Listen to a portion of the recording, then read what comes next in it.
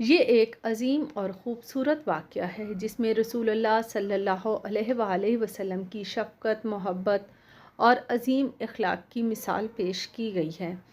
एक दिन रसूलुल्लाह सल्लल्लाहु अलैहि वसल्लम और इनके कुछ सहाबा इकराम ने बकरियों का दूध आपस में तकसीम किया।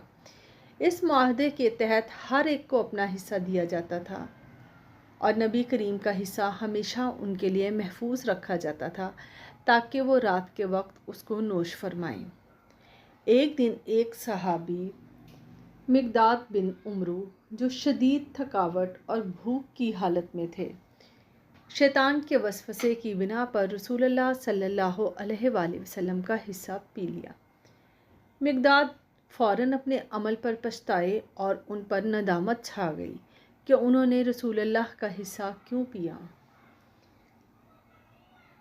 वो रात भर जागते रहे और सोचते रहे कि अब क्या करूं, कि जब नबी करीम सल्लल्लाहु अलैहि वसल्लम दूध पीने आएंगे और उन्हें दूध ना मिलेगा तो शायद वो उनके लिए बद्दुआ करेंगे।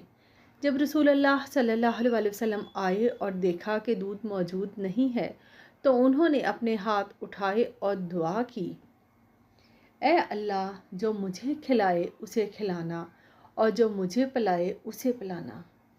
ये दुआ सुनकर मिकदाद को इंतहाई सुकून मिला क्योंकि ये दुआ उनके लिए बद्दुआ नहीं थी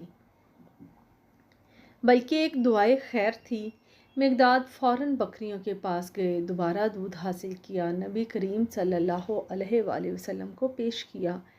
ये वाक़या हमें रसूलुल्लाह की अज़ीम शफ़क़त, रहमदिली और इखलाक की याद दिलाता है और ये भी बताता है कि इंसान को अपनी गलतियों पर फ़ौरन तौबा करनी चाहिए, अल्लाह की रहमत पर भरोसा करना चाहिए।